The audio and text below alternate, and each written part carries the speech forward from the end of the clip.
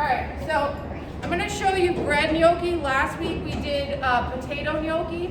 The bread gnocchi is utilizing leftover bread. Now typically it would use an Italian bread to make this, and we would get the crust off. But because school lunch challenge, I took the bread from the sandwiches that were left over and dissolved it. But I needed enough, so I did leave the crust on. So it'll be a little bit dark in color, gentlemen. Okay, so what I did is I put this in a pan and I covered it in cold water. We need to hydrate it. The time that it hydrates is going to be determined on how dry your bread is. So if you have a lot of old bread that's really, really dry, it's going to take longer. This was not super dry, so you can see it's kind of mushy. Okay, and that's what we want. So we're going to take this and squeeze out the moisture. Okay, just like we're squeezing our spinach. But squeeze that moisture out. And then we're going to put it into a food processor, because right now you can see that stretchy gluten. We need to break that apart. So putting it in our food processor and grinding it down. Okay, so ideally you want this to strain and drain out as long as possible. It's starting to collect some water. We're going to try and just rush this along by squishing it through.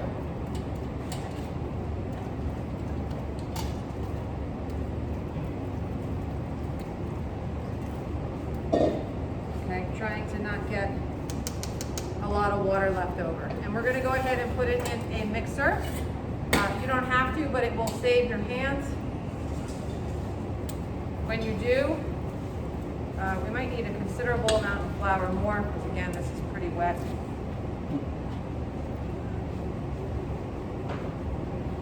So we are adding flour to this, in addition to the flour that's in here.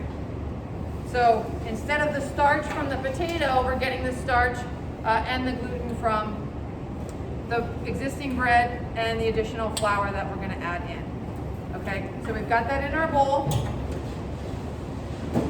And to that, I've already measured it out. We're going to add in 3 cups of flour to start. And I have a backup flour. We're going to add in 2 teaspoons of baking powder, 2 teaspoons of salt, and 2 eggs at room temperature. Never crack them over the bowl. Flat on my table. Then with a dough hook, we're going to go ahead and mix it until it comes to a dough. And as it's mixing, we're going to start adding in additional flour as needed. Okay, gentlemen?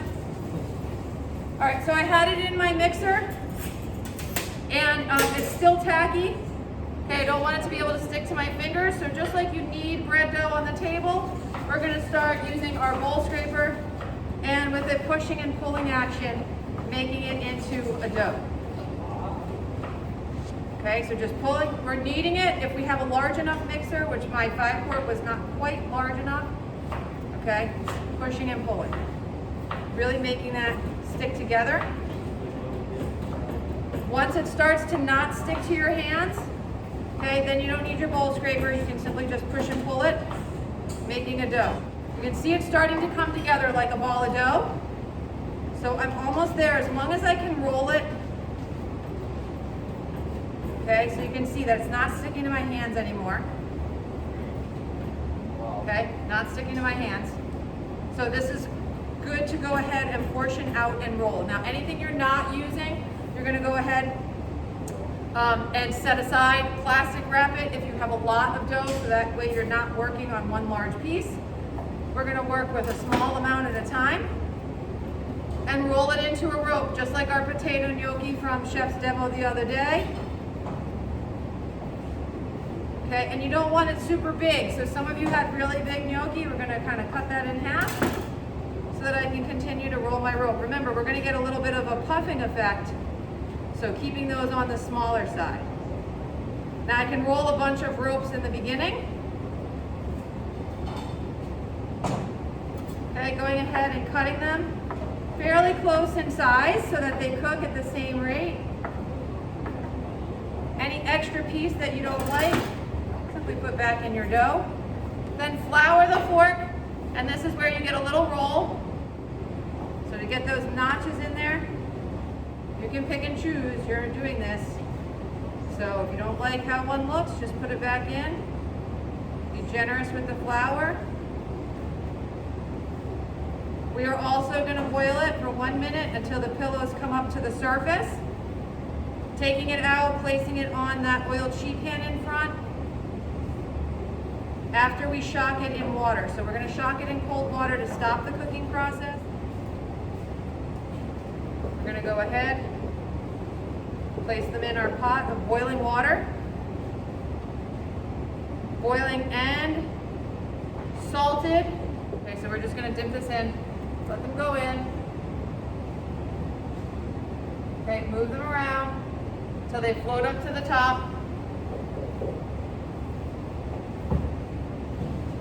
And I need a small strainer.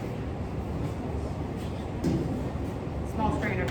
All right, so then with ice water, so you're going to move them around in the water just like you would for pasta